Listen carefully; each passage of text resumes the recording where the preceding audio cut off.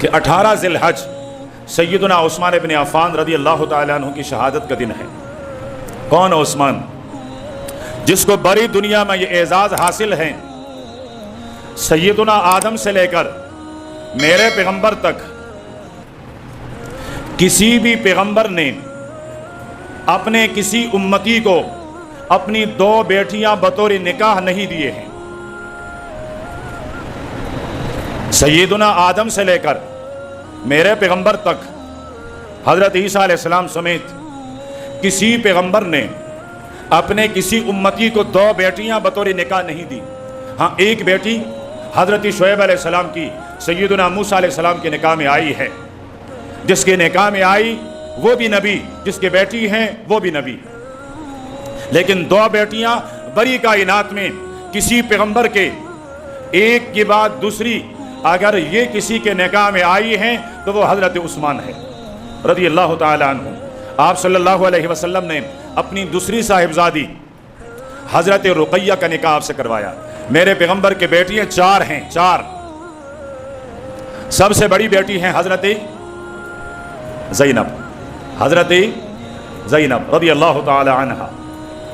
دوسری بیٹی ہیں حضرت رقیہ، آپ نے ان کا نکاح کروایا حضرت عثمان سے۔ صحابہ کرام بدر کے لیے تیاری کر رہے ہیں، حضرت عثمان بھی بدر کے میدان میں جانے کے لیے تیار ہیں۔ میرے نبی نے بلا کر فرمایا، عثمان تیرے گھر والی بیمار ہیں۔ عرض کرنے لگے، جی اللہ کے پیغمبر۔ فرمایا، پھر اس کی تیمارداری کون کرے گی؟ اس کی خدمت گھر میں اور کوئی ہے؟ عرض کرنے لگے، اللہ کے پیغمبر گھر میں تو کوئی نہیں۔ فرمایا، پھر عثمان تیرا شمار بدریوں میں ہوگا، اصحاب بدر کو مال غنیمت میں جتنا حصہ ملے گا اتنا تمہیں بھی ملے گا۔ تم اپنی بیوی میری لخت جگر میری بیٹی حضرت رقیہ کی تیمارداری کے لیے رک جایا۔ پیارے پیغمبر کے حکم پر رک گئے۔ اللہ کا پیارا پیغمبر صحابہ کرام کو لے کر بدر سے واپس آ رہے تھے تو حضرت عثمان حضرت رقیہ کی مرقد پر، اس کے قبر پر مٹی ڈال رہا تھا۔ وہ دنیا سے چلی گئی تھی۔ اور کیجئے، بیٹی ہیں امام الانبیاء کی، حضرت عثمان چاہتے تو اپنی بیوی کو رکھواتے کہ ان کا بابا آئے گا، ان کا ابا آئے گا، ان کا والد آئے گا، حضرت ابو بکر، عمر اور علی آئیں گے، اور پھر اللہ کا نبی نماز جنازہ پڑھائے گا، انتظار کر لیتا ہوں۔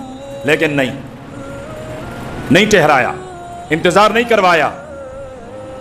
جنازہ بھی ہو گیا، تدفین بھی ہو گئی، مٹی بھی ڈل گئی۔ اللہ کے نبی مدینے میں پہنچے، فرمایا کہاں سے آ رہے ہو؟ اللہ کے پیغمبر قبرستان سے۔ کیا ہوا؟ فرمایا حضرت رقیہ کا انتقال ہو چکا ہے۔ یہ دیکھیں، یہ دین ہے۔ 2 دن 3 دن، جی اس کا والد فلان سے جگہ سے آ رہا ہے، اس کا بیٹا آ رہا ہے، اس کی بیٹی آ رہی ہے، فلان۔ اللہ کے لیے ان رسم و رواج کو ایک طرف رکھیے، دین پر عمل کرنا چلنا اور شروع کر لیں، دین کو اپنے سامنے رکھیں۔ اللہ پاک فرماتے، ایمان والو ادخلوا فی السلم کافہ، پورا کے پورا اسلام میں داخل ہو جاؤ۔ یہ کون سا اسلام ہے؟ جب تیری مرضی کا ہو تو عمل کرتا ہے، جب تیری مرضی کا نہیں ہو تو پسے پش ڈال لیتا ہے۔ یہ کون سا ایمان ہے؟ اللہ کے پیارے پیغمبر نے دیکھا حضرت عثمان بہت غمگین ہیں، پریشان ہیں۔ پوچھا، عثمان کیوں پریشان ہو؟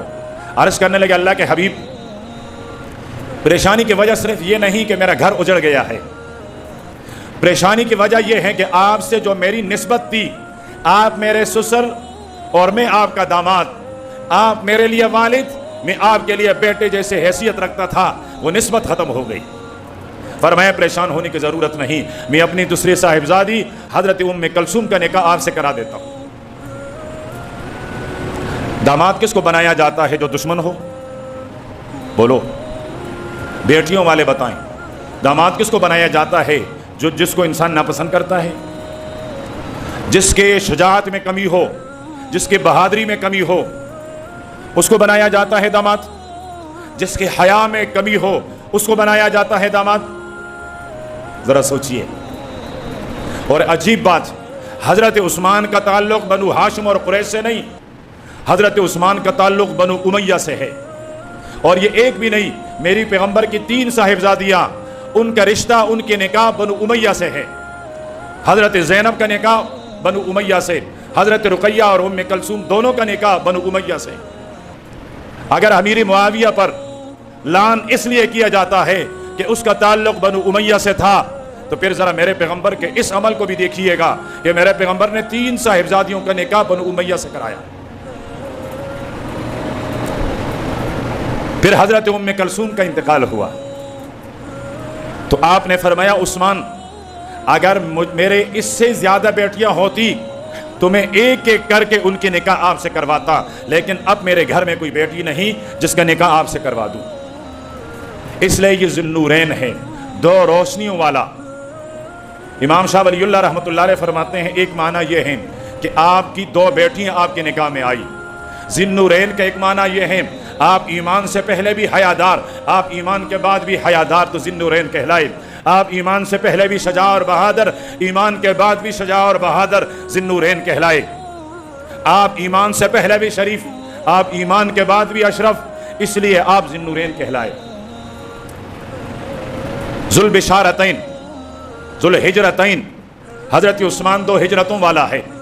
बल्कि ये एजाज़ हज़रत इब्राहीम अलैहिस्सलाम के बाद बड़ी कायनात में हज़रत उस्मान को हासिल है, जिसने अपने बेवी बच्चों समेत हिजरत की हो। हज़रत इब्राहीम ने की है, अपने वतन इराक को छोड़ा, बेवी बच्चों समेत मक्के में आकर आबाद हुए, बल्कि मक्के को आबाद कराया। शार इब्राहीम पर अल्लाह पाक हर मुसलमान को बार बार ले जाए। शार इब्राहीम पर थोड़ा सा आगे जाकर कुछ इमारतें हैं, वहाँ लिखा है हय्यो बनु जुरहम, कि ये कबीला बनु जुरहम का है। ये बनु जुरहम, ये हज़रत इस्माईल अलैहिस्सलातु वस्सलाम के रिश्ते हैं, इनसे इनकी परवान चढ़ी हैं और यही सबसे पहले आकर यहाँ आबाद हुए थे। हज़रत उस्मान ने अपने बेवी बच्चों समेत पहले हबशे का हिजरत किया, हबशे से मक्के आए और फिर दोबारा मदीने की हिजरत की।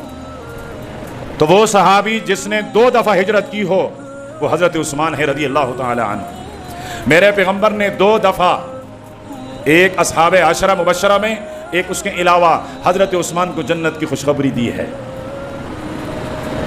और ये उनका लक़ब है कि इस उम्मत में सबसे ज़्यादा हया वाले हज़रत उस्मान हैं रज़ी अल्लाह ताला अन्हु। मैं 1 महीना भी बोलता रहूं तो हज़रत उस्मान रज़ी अल्लाह ताला अन्हु के फ़ज़ाइल और मनाक़िब ख़त्म होने वाले नहीं।